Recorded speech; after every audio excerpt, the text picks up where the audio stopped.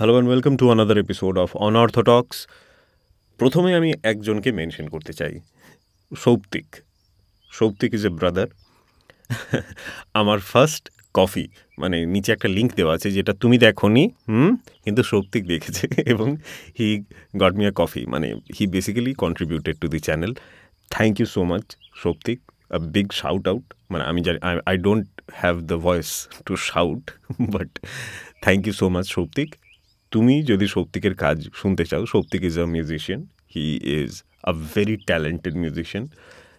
Recently ওদের একটা নদী নিয়ে গান হয়েছিল, I will not mention the name. না, কেন করবো না, বালচন্দ্র নদী ওদের গানটার নাম। ইন্টারেস্টিং না? আমি লিঙ্কটা ডিসক্রিপশানে দিয়ে দেবো, তুমি প্লিজ গিয়ে ওটা শুনে দেখবে।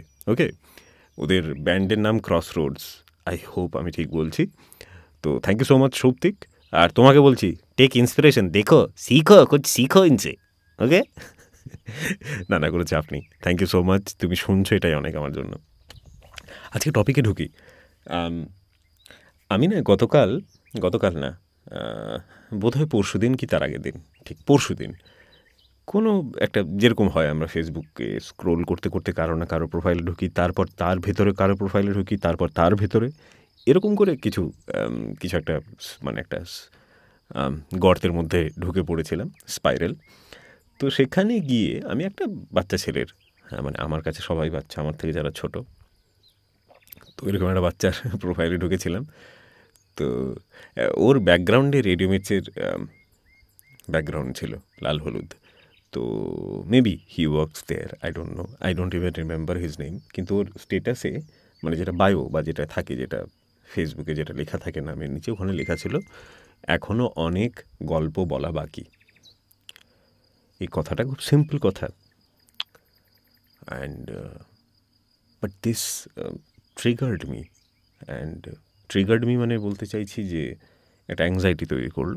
I did not get panic attack or something, but কিন্তু এটা একটা ডিপ্রেসিভ, একটা নেগেটিভ একটা চেন অফ থটসের মধ্যে আমাকে নিয়ে চলে গেল। এখনও অনেক গল্প বলা বাকি।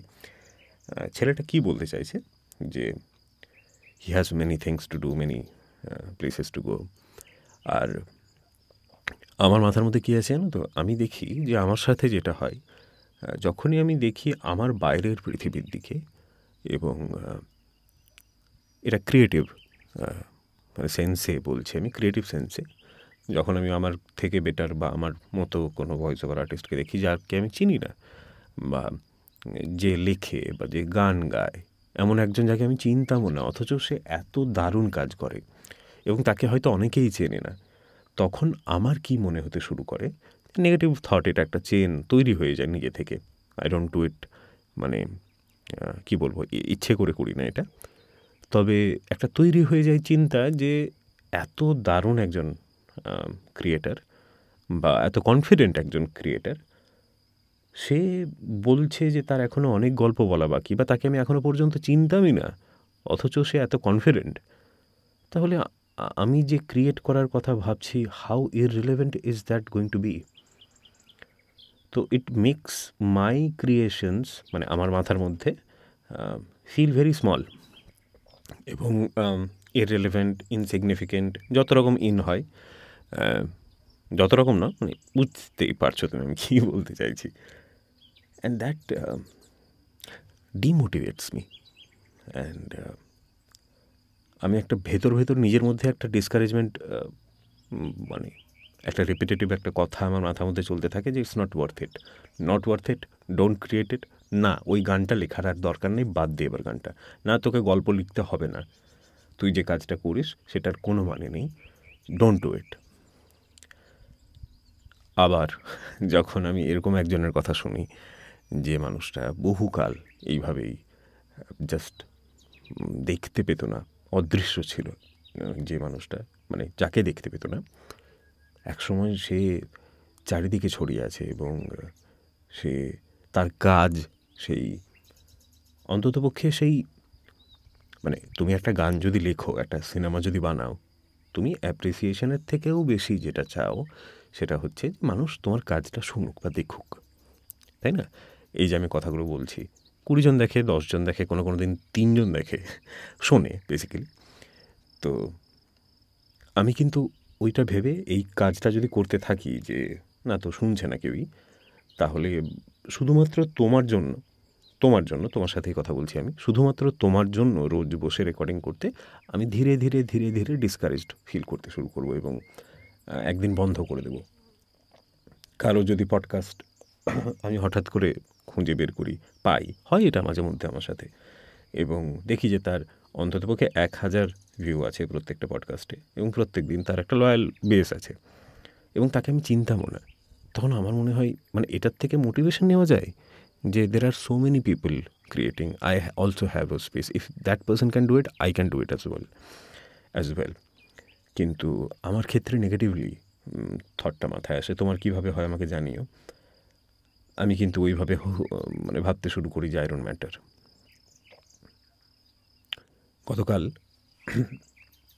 গতকাল আমি আমার একটা অনেক দিন ধরে আটকে থাকা গানের একটা লাইন লিখলাম।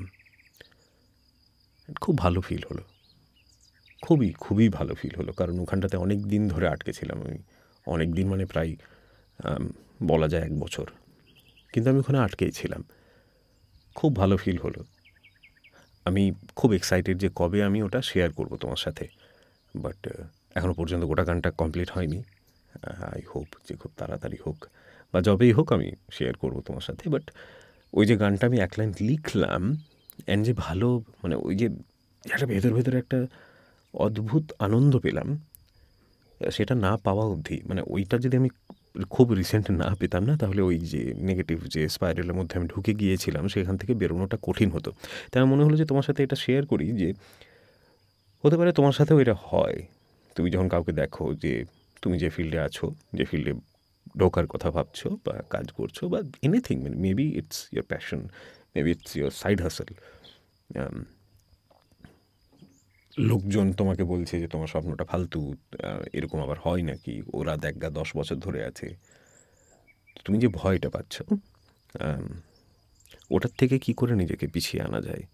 I think bubble, we have to create a bubble around us, and we have to protect it. We have to protect it. I think আমার এইভাবে যেহেতু আমার ডিমোটিভেশন হয়, তাই I need to explore less. I think explore less in the areas যেখানে আমার create করার কিছু আছে, because that works for me, তাই না? আমার জন্য এইটাই কাজ করে। অনেকের কাছে ওই এক্সপ্লোরেশনটা তাদেরকে মোটিভেশন দেয়। তো যদি তুমি আমার মতো হও, তাহলে তোমার এইটাই করা উচিত যে অন্তত সেই বিষয়গুলোতে এক্সপ্লোর করাটা একটু কমাও, একটু ঘেঁটে বেড়ানোটা কমাও। এক্সপ্লোর সেটা করো যেটা নিয়ে তোমার কিছু ক্রিয়েট করার নেই। মেবি শেখার থাকলে অবশ্যই এক্সপ্লোর করো, কিন্তু তোমার যদি মনে হচ্ছে যে তুমি অলরেডি যথেষ্ট শিখেছো এবং তোমার নিজে করতে করতে এবার শেখার ইচ্ছে আছে, তাহলে যত অথেন্টিক থাকতে পারো, যত ডিসকানেক্টেড থাকতে পারো, সেটা তোমাকে অ্যাকচুয়ালি হেল্প করবে আমার মনে হয়। কারণ আমি গল্প লেখার ক্ষেত্রেও বলবো যে কেউ যদি গল্প লেখে এবং তার ভয় লাগছে যে তার সে কোনো দিনও পাবলিশড হতে পারবে না বা তার লেখা কোনো দিনও পড়বে না কেউ, তাহলে তার নতুন লেখকদের লেখা ছেড়ে পুরনো লেখকদের লেখা পড়া উচিত। এবং যেহেতু ওদেরকে ভগবান ধরে নেওয়া হয়েছে যে ঠাকুরমশাই, তাই না? তো ঠাকুরমশাই যেহেতু বলে দেওয়া হয়েছে, তাই তার সাথে আমার কোনো কম্প্যারিজন নেই, কোনো কম্পিটিশন নেই।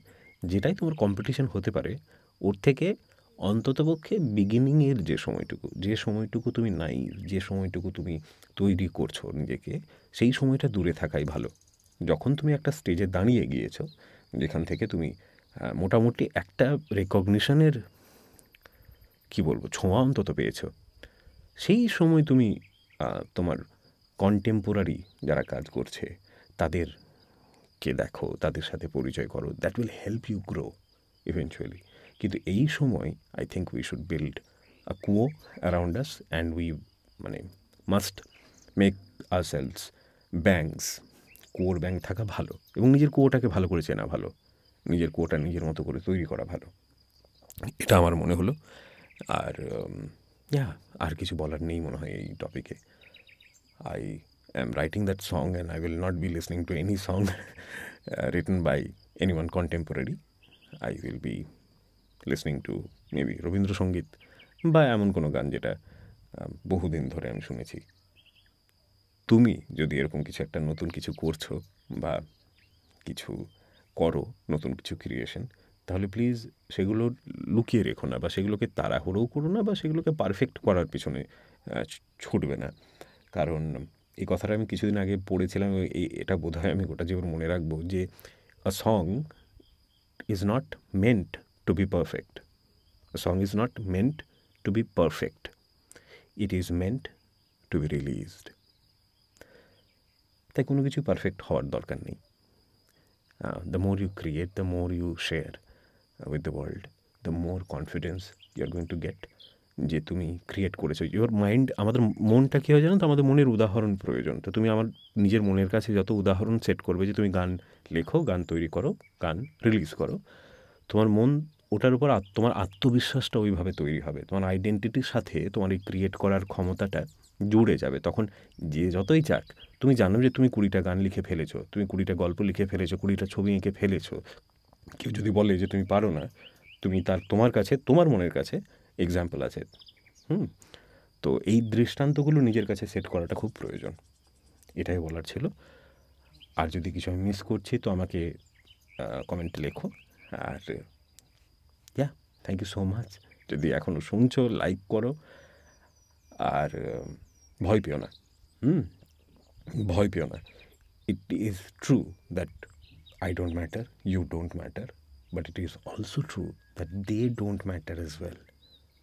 Anyone that you idolize, anyone that will ever born,